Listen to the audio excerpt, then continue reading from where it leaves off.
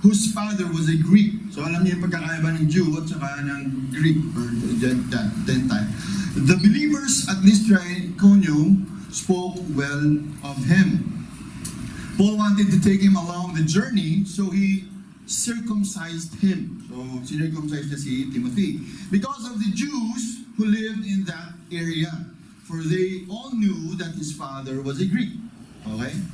As they traveled from town to town, they delivered the decisions reached by the apostles and elders in Jerusalem for the people to obey. Kasi parang yung church in Jerusalem kasi parang yan yung main church. So dyan ginagawa yung mga decisions. And at this point, bigyan ko na kayo ng background.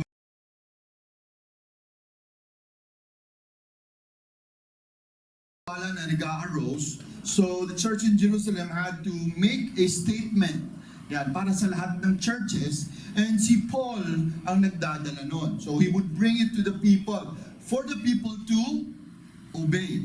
So the churches were strengthened in the faith because of it, and it grew daily in numbers. Dumami. So Paul and his companions traveled throughout the region of Perga and Galatia, having been kept by the Holy Spirit from preaching the word in the province of Asia. Di ba kayo nagtataka? Pinigilan sila ng Holy Spirit na wag mag-preach ng word. Pwede ba yun? Makita natin yan. Pwede ba yun, Pastor? Pinigilan sila mag-preach ng word. Oo. Dahil hindi yung lugar na dapat nandun sila. So, hindi sila pinapunta sa province of Asia. At kung pinag-usapan natin dito yung Asia natin ngayon na malaki. Yung province of Asia, nasa Europe area yan ngayon. Okay? When they came to the border of Mysia, they tried to enter Bithynia. Yan. But the Spirit of Jesus would not allow them to. O hindi pa rin sila pinayagan na doon pumunta. Bakit kaya? So nagtataka sila, no? Because they were supposed to be doing the right thing, yung tamang bagay, which is bringing the gospel to the people, pero the Holy Spirit keep on saying to them, wag. Hindi dyan. Wag. Wag muna. Okay? So they passed by Mysia and went down to Troas. During the night, Paul had a vision of a man of Macedonia. Ito na yung lugar. Standing and begging him, come over to Macedonia and help us. Now we know the reason that God purposely thwarted their plans. Kasi plano yun ni Paul at saka ng kanyang mga companions to go to those places. But God had other plans. And God has a better plan for Paul and his companions. Are you getting me? All right, let's continue. After Paul had seen the vision, we got ready at once and to leave for Macedonia, concluding that God had canceled us to preach the gospel to them. From Troas, we put out to sea and sailed straight to Samothrace. And the next day, we went on to Neapolis. From there, we traveled to Philippi, a Roman colony and the leading city of that district of Macedonia. So nasa Macedonia na sila. And we stayed there several days. On the Sabbath, we went outside the city gate to the river, where we expected to find a place of prayer. Napaka-importante ng prayer as they go on to share the gospel. We sat down and began to speak to the women who had gathered there, one of which listening was a woman from the city of Thyatira named Lydia, a dealer in purple cloth. And sabi nila, kapag nagbebenta ka ng purple cloth, mayaman ka. Ibig sabihin, medyo mamahalin yung binibenta mo. So ito si Lydia, a dealer in purple cloth. She was a worshiper of God. Okay? So believer na to kasi nag-worship niya siya kaya. And the Lord opened her heart to respond to Paul's message. You know why?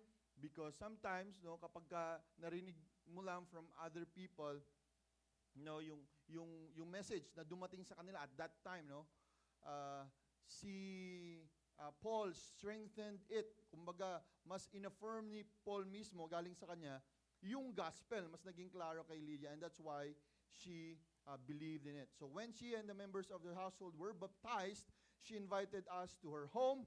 And if you consider me a believer in the Lord, she said, come and stay at my house. And she persuaded us. So inimbitahan niya si Paul, pati yung mga kasamahan niya, to go to her house. Okay. Tuloy tayo. Next slide, please. Yan. So, para lang makita nyo yung geography nito. So, galing sila dito sa lower right side, sa Antioch of Syria.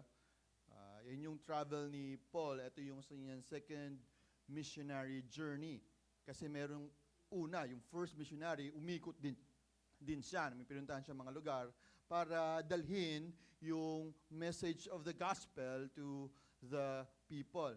So he went from Antioch, Syria, Tarsus, Iconium, and so on and so forth. So kung nakita nyo yan, hindi siya pumasok sa Mysia o sa Bithynia, hindi siya nagstay doon kasi ang sabi ni Lord, pumunta na siya ng Macedonia, which is on the upper left ng ating screen.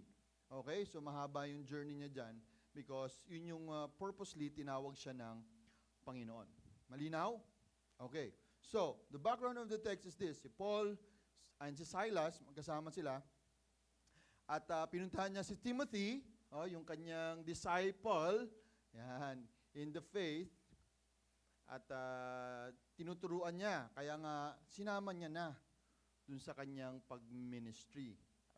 At nung para maging maayos yung ministry nila, alam ng mga tao, sabi binasa natin kanina na Jew and then Greek yung tatay niya, at para mawalan ng issue, kailangan niya magpa-circumcise kasi the Jews will belittle you if you are not circumcised. Kasi ang mga tinawag lang ng Panginoon na maliligtas for them, ang understanding nila, mga Jews noong panahon na yun, ay mga circumcised lang. Kasi nga, sinabi kay Abraham, di ba? Yung covenant ko sa inyo ay nandyan kapag kayo ay nagpa-circumcise. Okay? Right.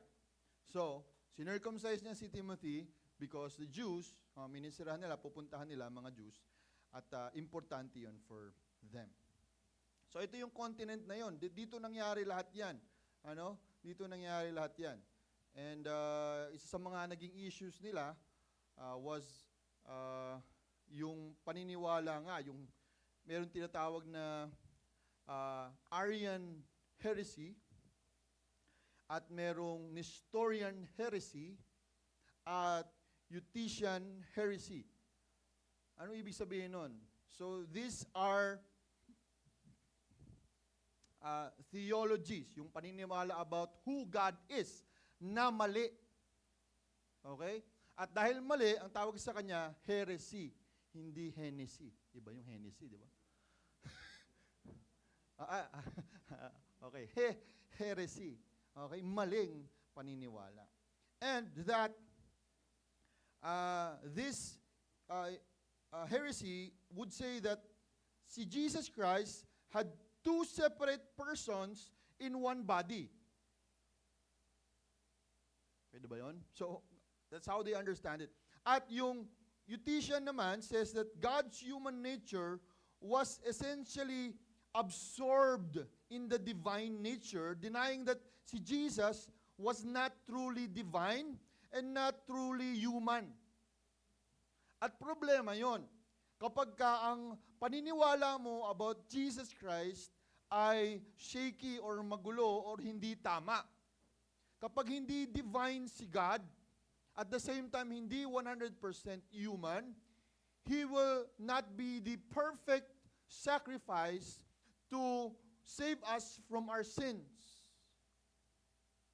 That is why a little tweak of who Jesus Christ is wrong. Kaya marami pong mga branches of religions in our time now na kapag tayong mga evangelicals understand na kapag sinabi nila si Jesus ay tao lang, that is very wrong because it will affect on how the gospel will be turned out, no, sa ating faith in the Lord Jesus Christ. Kasi hindi pwedeng tao lang si God, hindi pwedeng Diyos lang si God. He should be 100% God, at the same time 100% human, to experience that and to live it out, so that He will be the perfect ransom for our sins. Amen? Malinaw? Okay, tuloy natin. So, we cannot deny that Jesus is truly divine and human. Kaya ang ginawa ng church in that time is to write a creed. And they call it nauna yung Nicene Creed. So, there was a Nicene Creed saying that we believe in God, our Father, Almighty, Maker of heaven and earth, the things visible and invisible. Ito yung basehan ng kanilang pananampalataya. Ito yung statement in a summary form kung ano yung kanilang pananampalataya about God. At nandito yung tungkol sa Diyos, at nandito yung tungkol kay Jesus Christ. So, para ma-address yung mga heresy, kailangan nilang sumulat ulit at maglabas. Ang tawag naman nilang nilabas nila at this time was the Chalcedonian Creed, that states that Jesus is completely God and completely man to address the heresy. At tandaan natin, every time na merong theological na statement na ginagawa at their time, it's usually to address the heresy na lumalabas, no, from the people. So, ito na nga yung ginawa niya, at ang napakaganda dito, ang sinabi, di ba, sa binasa natin kanina, nung binasa to, yung creed ni Paul, ni Silas, kasama si Timothy, they were strengthened. Kasi alam nila kung ano yung tama. Naintindihan nila. Dumating sa kanila kung ano yung tama. They were strengthened, and the result is that their numbers increased daily.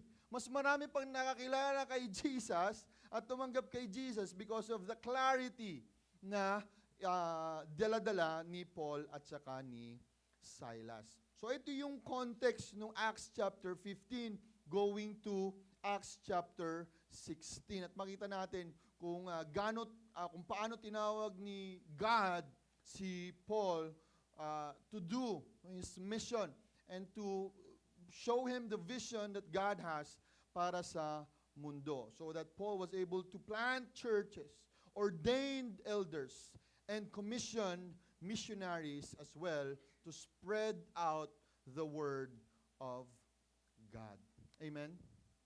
Ganda ng story na ito actually. No? Mas maganda pa sa mga pinapanood natin sa Netflix. No? Kaya nga, wag nating palampasin yung magbasa ka ng Bible at intindihin mo yung storya. Napakaganda eh. No? So, pag-usapan natin si Paul. 7:30 na pala. Okay. Pag-usapan natin si Paul. Si Paul, namuhay siya with a sense of calling and a sense of purpose sa life niya. Umigising siya ng araw-araw. I hope you imagine this as well when I was reading and studying it. Si Paul, gumigising siya sa araw-araw with a sense of excitement in his heart. At gusto niyang puntahan lahat niyan. Kaya nga nung pupunta siya sa Mysia, sa kabis niya, sabi niya, susuyurin ko lahat yan. He had a purpose. He understands his calling to the Lord. At sabi niya, pupuntahan ko lang lahat yan para i-share ko yung gospel. He was very excited of what he had in his life, and that is the gospel of Jesus Christ, because he knows that it will transform a person from being a sinful man into a man transformed and renewed to be good, to be better, and to make a difference in the world. Ganon ka-excited si Paul. Alam niya yung transforming power ng gospel eh. Kaya gumigising siya sa umaga ng excited siya. Tara na! Sakay na.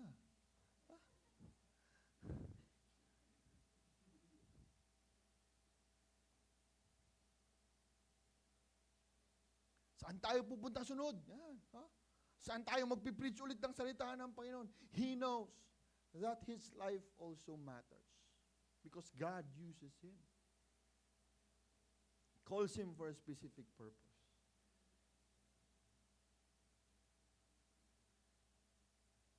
Nakaka-guilty nga minsan.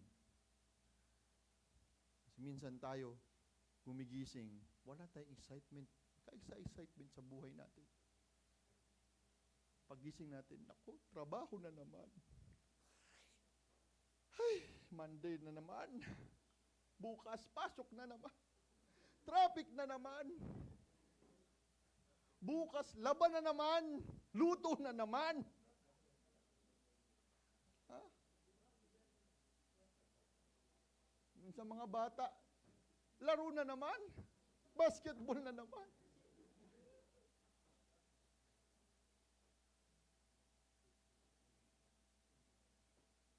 Because what we see in front of us is not an opportunity to follow God's call.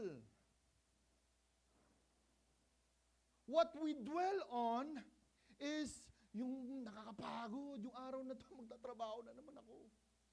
Hindi yung pagpasok ko, paano ko ba papakita yung pagmamahal ni Lord? Excited ako Paano ko ba sasabihin sa katrabaho ko yung blessing ni Lord sa akin na pinagaling niya ako? O kaya pinrovide niya yung pangangailangan namin bilang pamilya? O kaya pinagaling niya ako? Excited na ako sabihin sa katrabaho ko yun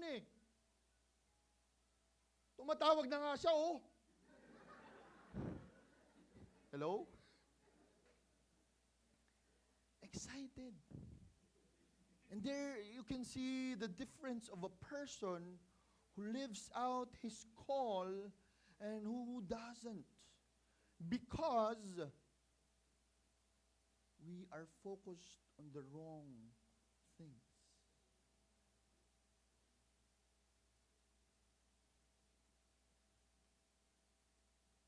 Si Paul, walang day off to pagdating sa pag-fulfill ng calling niya kay Lord. Walang day off.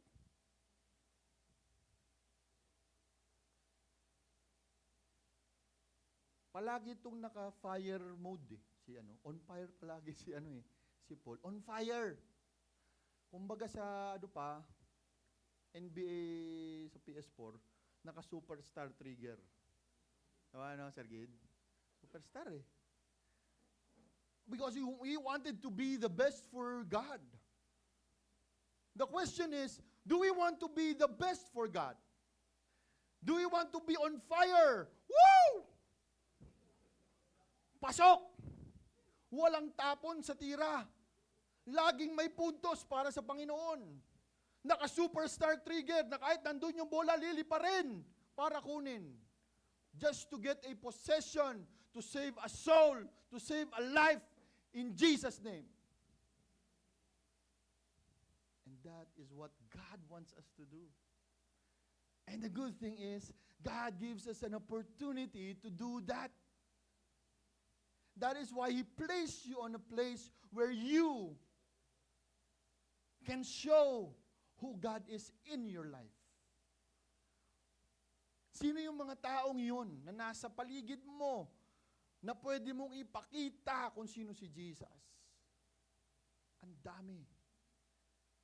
Nabanggit mo na ba sa katrabaho mo kung gaano kabuti ang Panginoon sa buhay mo?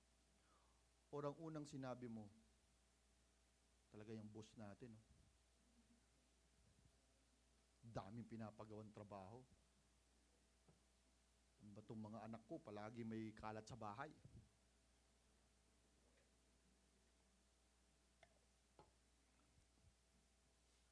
So let's see.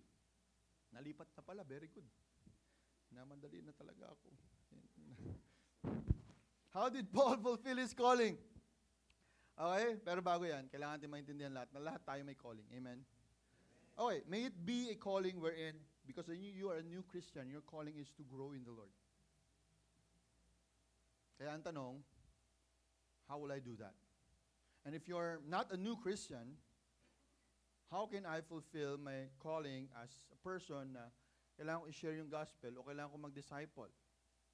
Or kung matagal ka ng Christian, sinasabi sa iyo ng Panginoon, hindi na ito yung ministry mo, ito ka na. Okay? Minumove ka na ni Lord.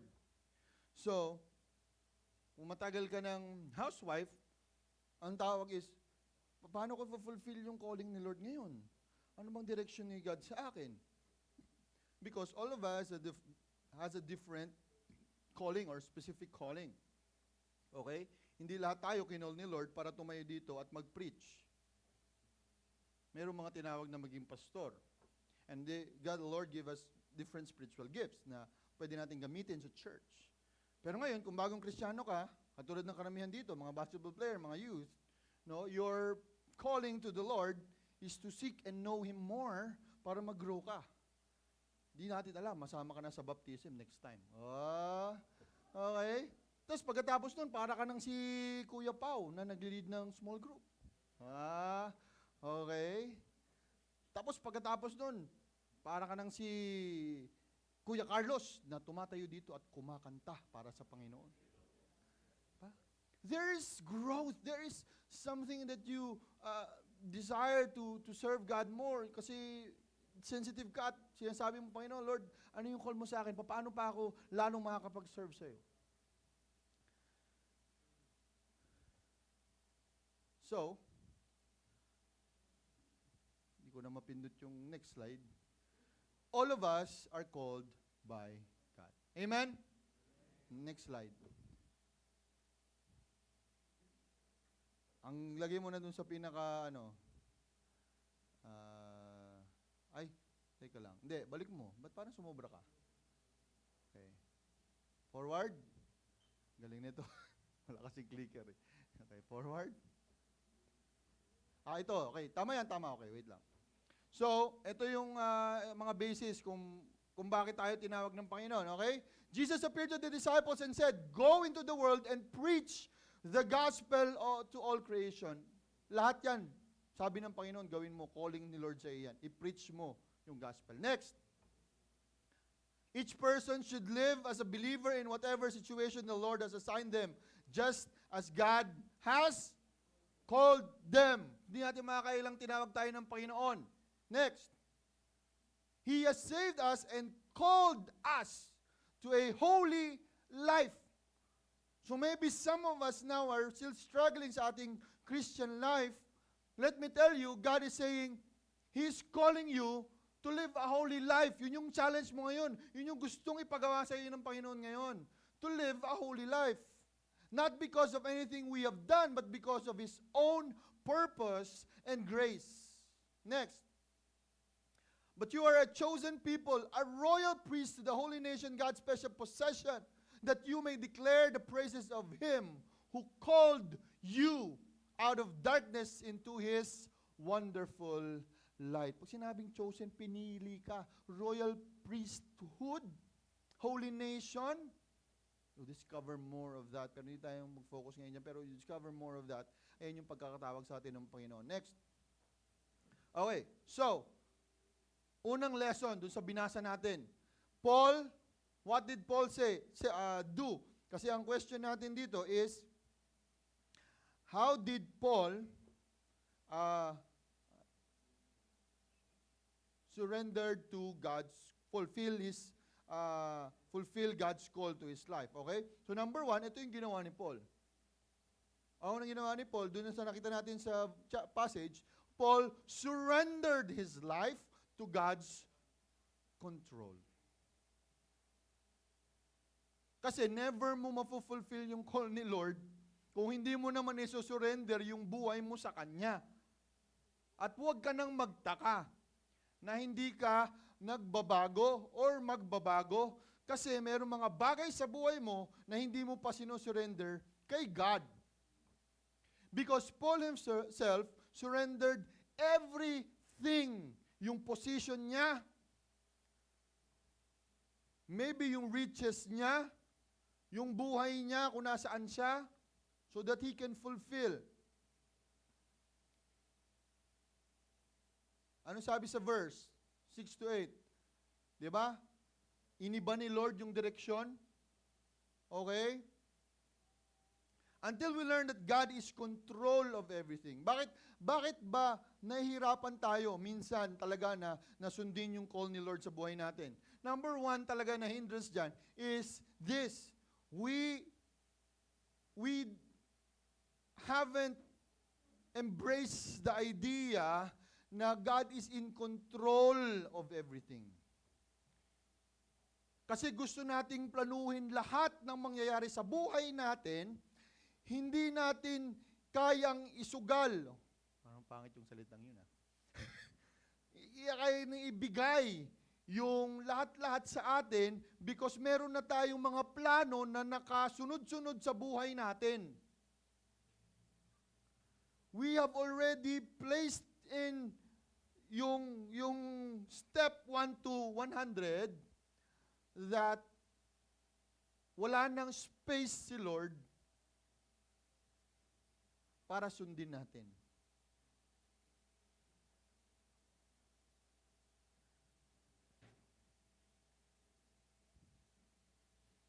At ang gusto ng Panginoon, isurrender natin. Mahirap, pastor. Kasi nasanay na ako, ito talaga. Ito na talaga yun Buong buhay ko ginagawa ko. Ayoko talagang kumausap ng ibang tao. Ha? Sa bahay lang talaga ako, pastor Ayokong sumama sa mga outreach niyan. Hiya ako Hindi ko kaya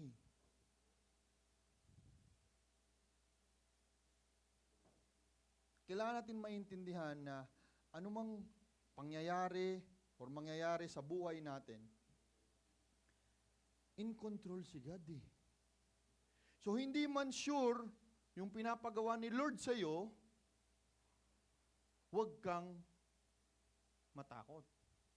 Huwag kang mangamba. Paano pag sinabi niya sa iyo, iwan mo yung trabaho mo? Lord, may anak ako Ano sila kakain na?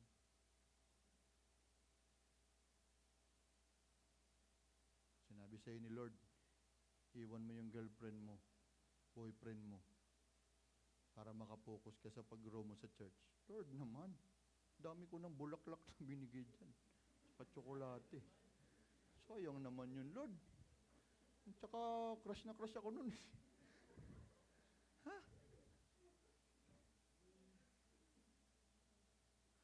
Sabi ni Lord, ibigay mo yung tithes mo, at saka yung tithes mo, yung 10%. Lord, hindi ko na makapagkasya sa Meralco at saka sa internet yan.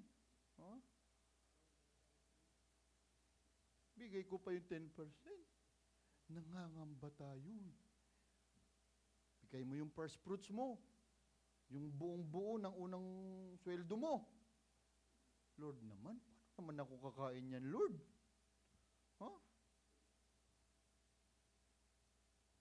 Nangangamba tayo.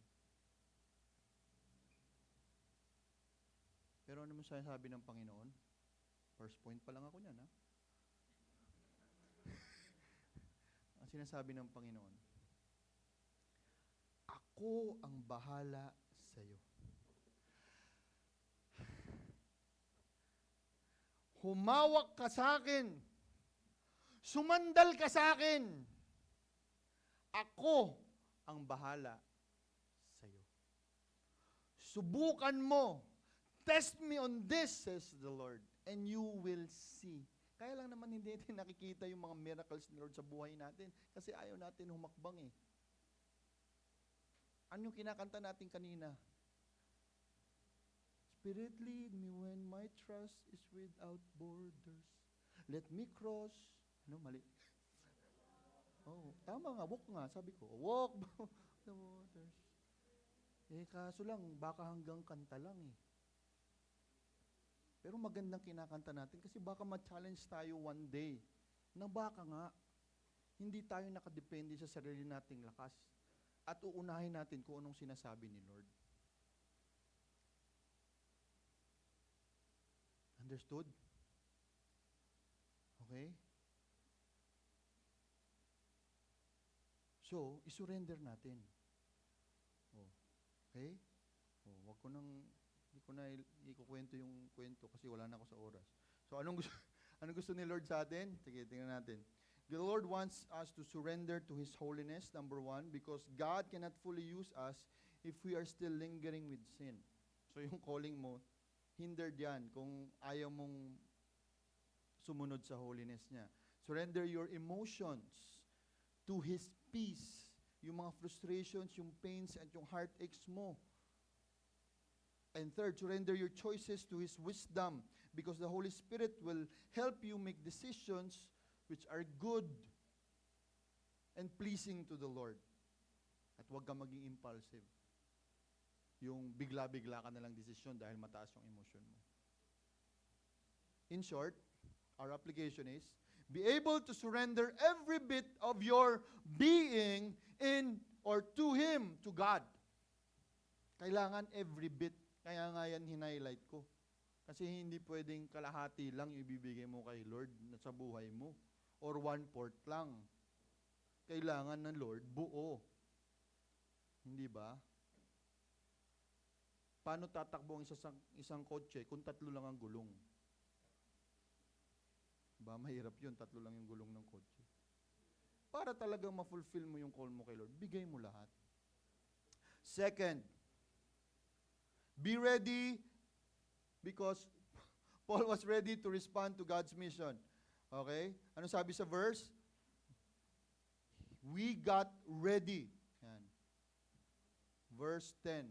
After Paul seen the vision, o nakita niya na, eto na, he was ready to leave for Macedonia. So, ibig sabihin, pag tinawag ka ni Lord, pag may sinabi si Lord na gawin mo, ready ka na dapat. Go ka na dapat. Kasi kung hindi ka handa, may iwanan ka sa biyahe. Sabi ko sa mga anak ko, oy, bilisan nyo! Alis na tayo! Diba? Pag na-late ka sa bus station, papuntang Baguio, nandun na lahat ng kasama mo, aalis na. Siyempre, maiwanan ka kung hindi ka handa. Ay, yung mga palaging late dyan, ha? Sino yung palaging late dyan? Nakasmile na.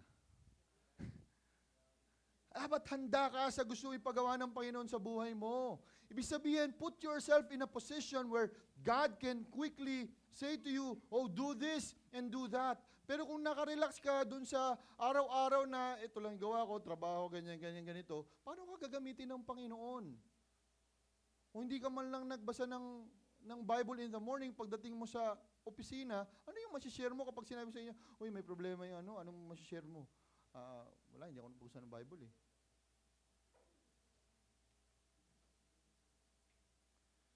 Diba?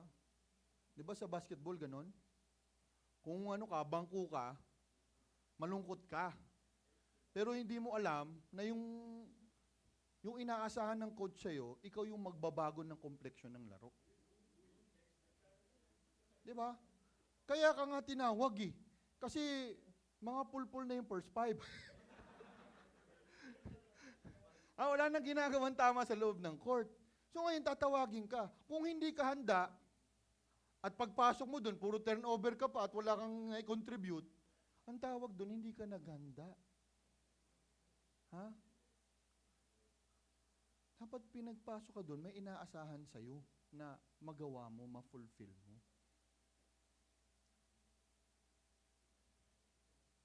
Be ready when your number is called.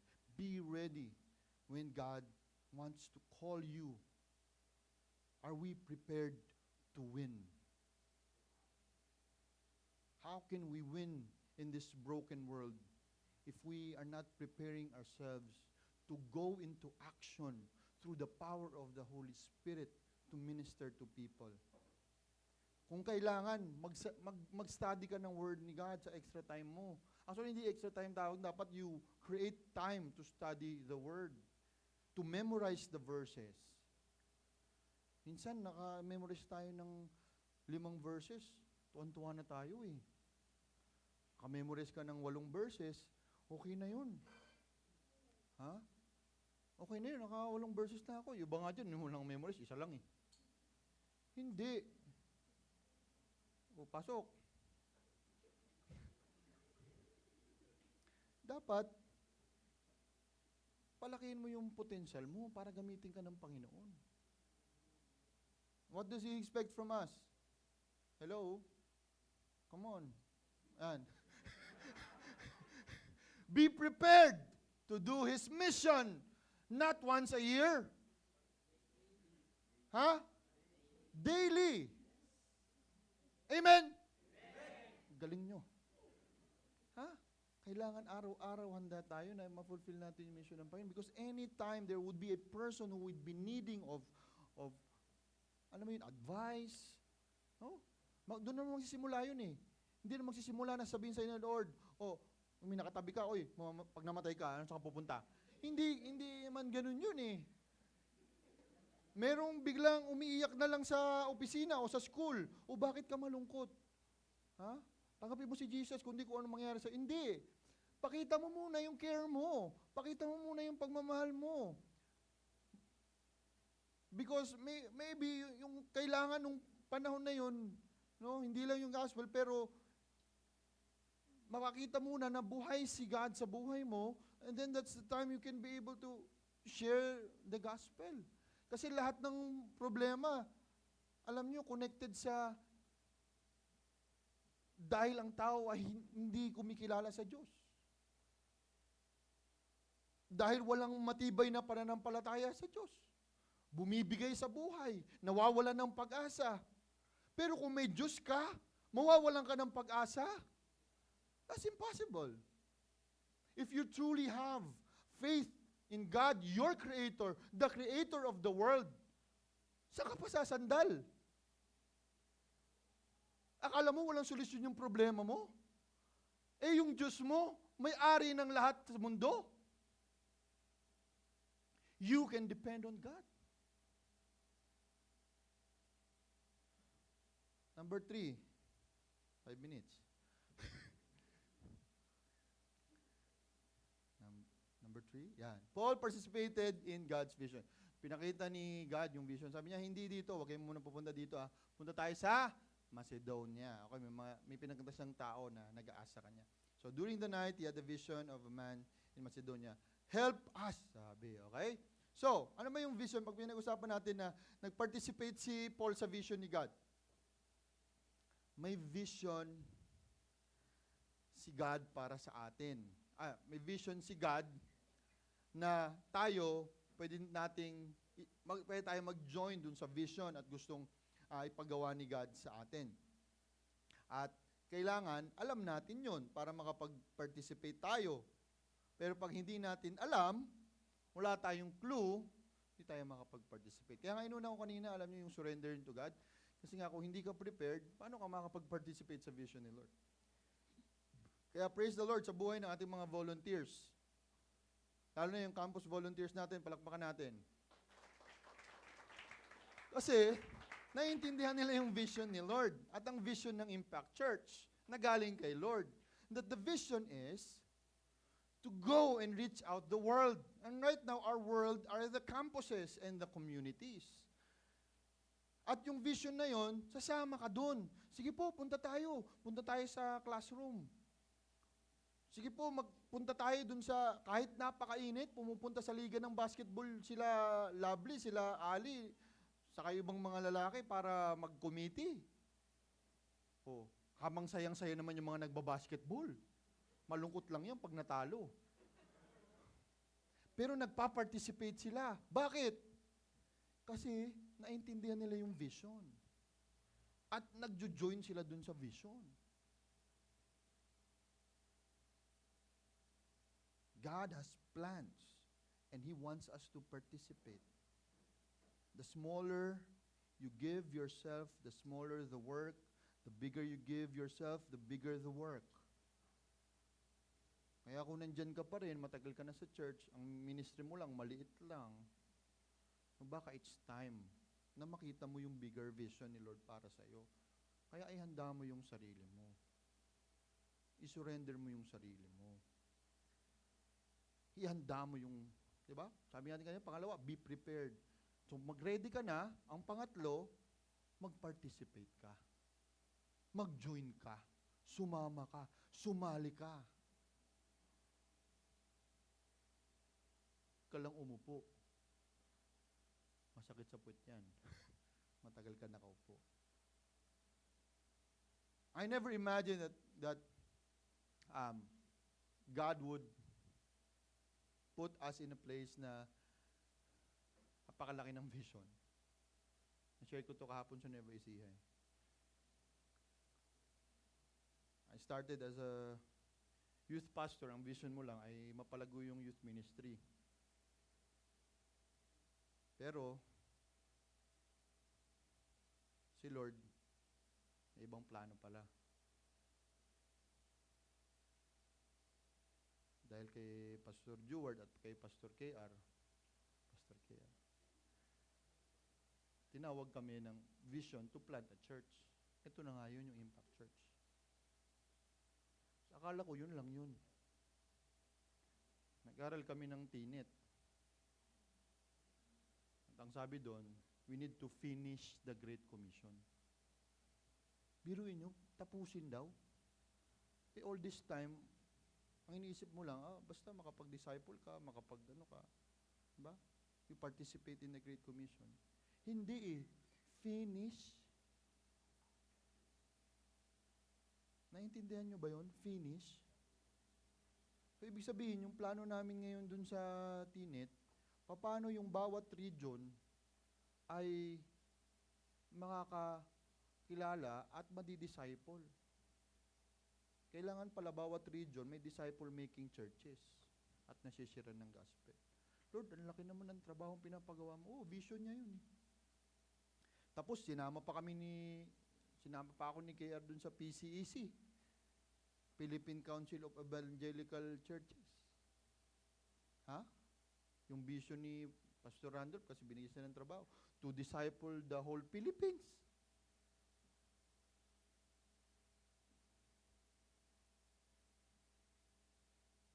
Pero, sabi ko nga, hindi ka naman tatawagin ni Lord kung hindi ka niya gagamitin.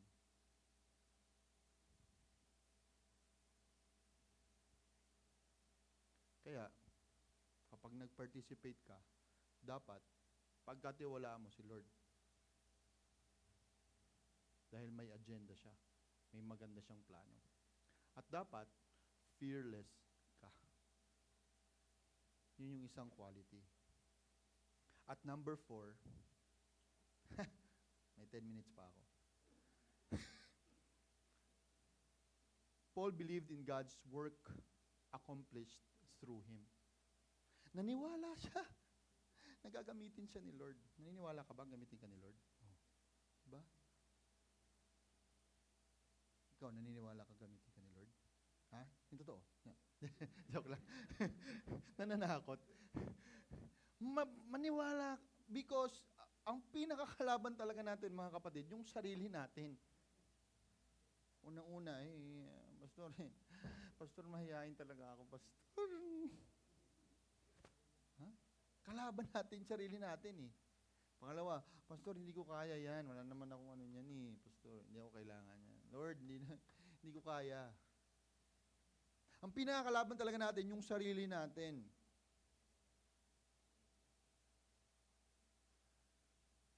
Pero kinailangan ni God na basagin lahat ng doubts dun sa buhay ni Paul. Si Paul, nung dinil siya ng Panginoon dun sa road to Damascus, kailangan siyang bulagin ni Lord for such a time. Kasi nakikita lang niya yung sarili niya eh. Saka yung galing niya. Saka yung talino niya. He was persecuted, and he knew that he was under the mercy of God, and he understood yung value niya. And God allowed him na ma-prune siya ni God. Kasi pag may mga bagay sa buhay mo na ayaw mo ipatanggal kay Lord, hindi mo makikita yung ability mo. Hindi mo makikita yung potential mo. Lahat po tayo dito may potential, ha? Na-amaze nga ako dito pag mayroong mga may biglang Sunday, may kasama na kaibigan na first-timer. Ibig sabihin nun, ginagamit ka ng Panginoon para yung iba makarinig din ng word niya. You are fulfilling your simple call to the Lord. It doesn't have to be a big call kaagad. Yung calling mo, simple lang, unang-una, magyaya ka ng kaibigan mo sa church.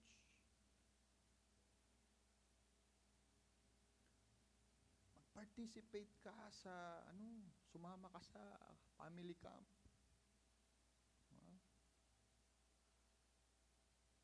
Pag-pray mo yung isang kaibigan mo, kaklase mo, o kapitbahay mo, dahil nasa struggle siya, pag-pray mo, simple, pero gagamitin ka ni Lord.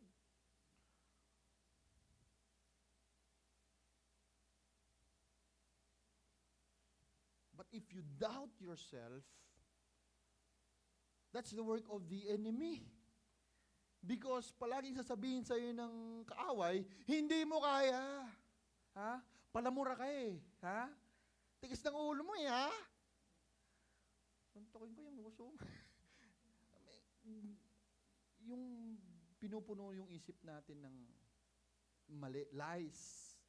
Lies and lies. So that hindi mo magawa yung calling mo, yung purpose mo.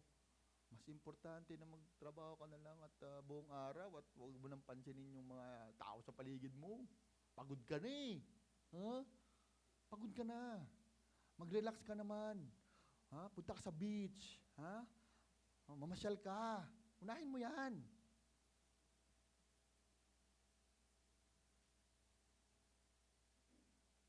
And many believers are sadly stuck in their spiritual growth because they don't believe in themselves that they can do something great for the Lord. Something simple at first. Kaya Philippians 4:13 says, I can do all things through Christ. Hindi through you, hindi sa sarili mong lakas, hindi sa sarili mong talino, hindi sa dahil, kasi siya extrovert, ako introvert eh. Hindi yun ganun. Kasi kahit ano pang birth mo, lakas na tao niya. Anong birth, introvert, extrovert, big birth? Ano pang birth mo, gagamitin ka ni Lord. Amen? Kapag hinayaan mo si Lord na gamitin ka.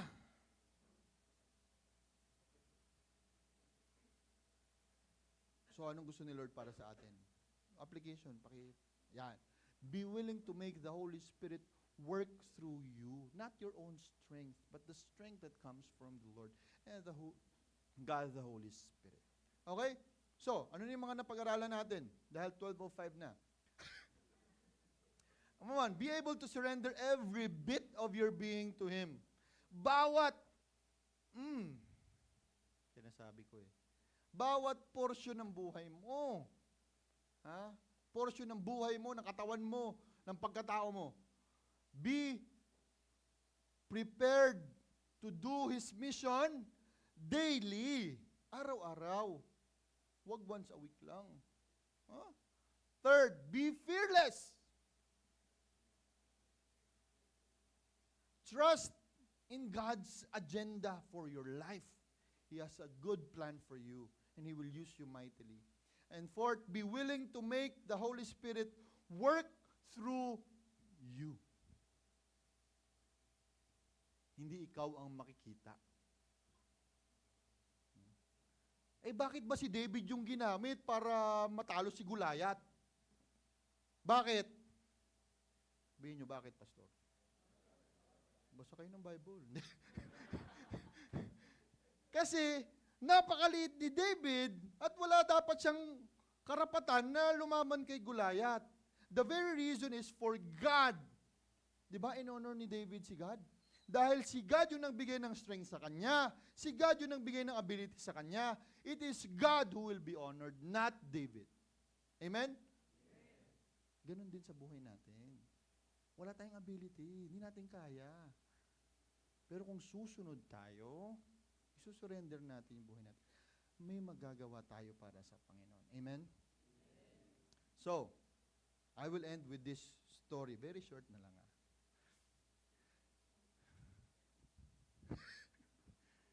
Alam nyo tong hayop na to?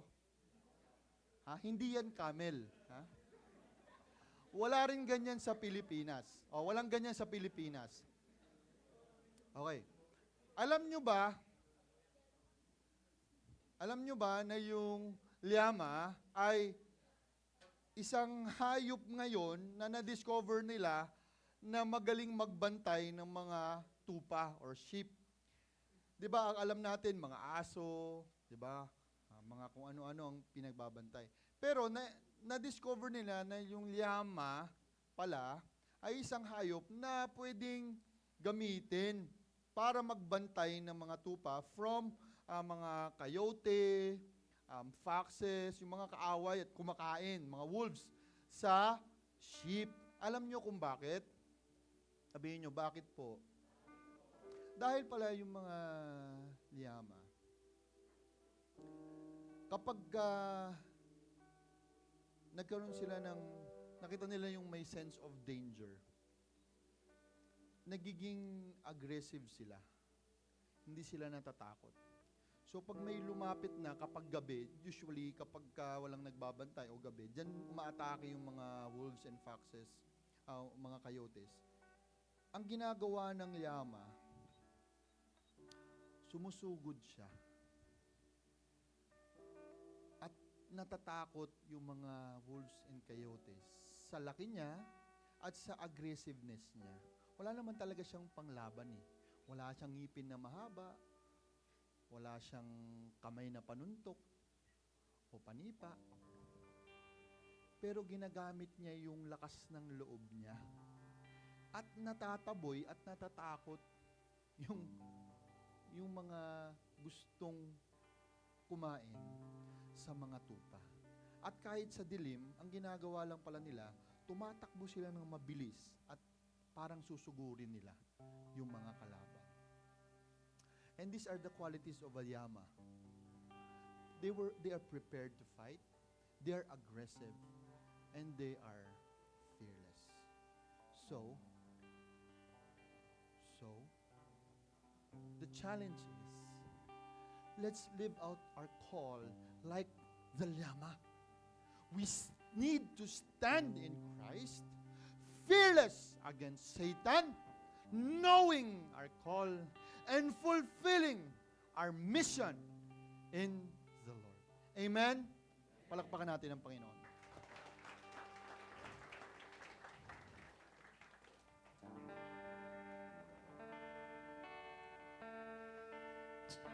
Amen. Palakpakan po natin ulit ang ating Panginoon. I invite everyone to please stand up as we sing this song.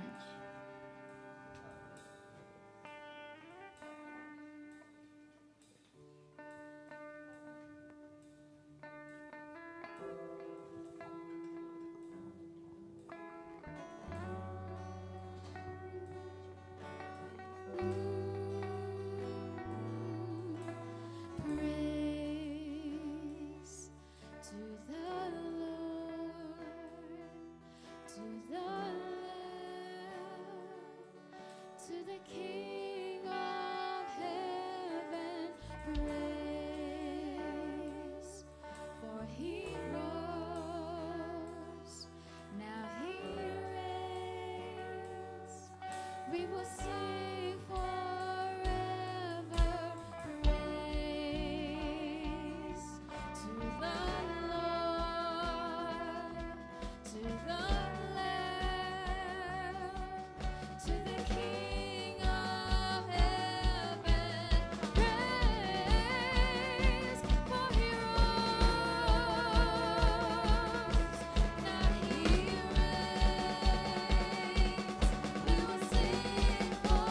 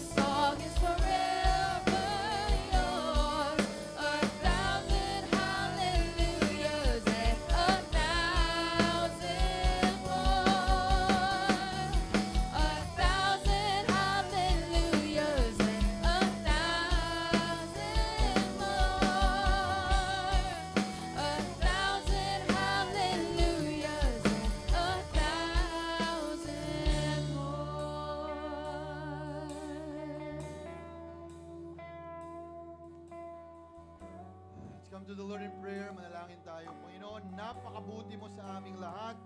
We thank you, Lord God, that you continue to provide our needs, Panginoon. Salamat, Panginoon, kasi binibigyan mo kami ng magandang kalusugan sa araw-araw upang magawa namin ang aming mga tungkulin, Panginoon Diyos.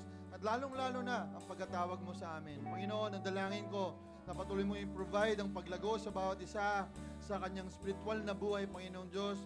May we seek you each day, Panginoon Diyos, to open up our Bibles and to pray to you, to come to you and seek you with all of our hearts, O God. We pray that you continue to use us also as a unit, as a church, Panginoong Diyos, to continue to proclaim your word into our neighbor, into our nation, our region, and our country, O God, because that is your vision for us. I pray, Lord, that we will feel your embrace and your love sa aming lahat sa araw-araw, Panginoong Diyos. Upang patuloy ka namin mapapurihan, mapasalamatan sa lahat ng ginagawang mabuti para sa aming lahat. Brothers and sisters in the Lord, receive the benediction of the Lord this morning. I pray that out of His glorious riches, He may strengthen you with the power of His Spirit in your inner being, so that Christ may dwell in your hearts through faith.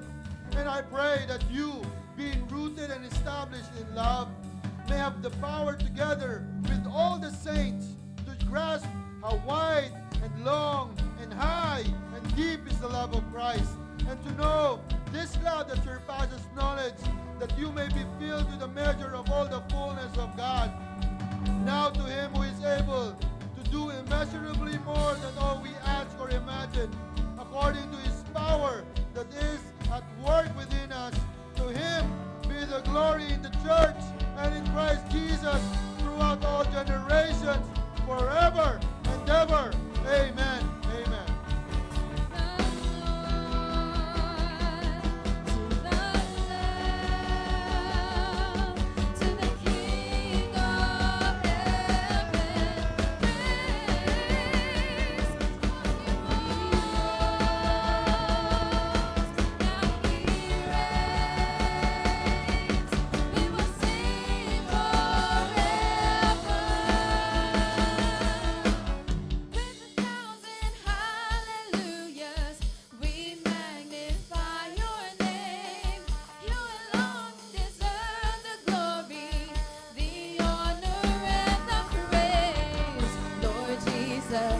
This song is forever yours.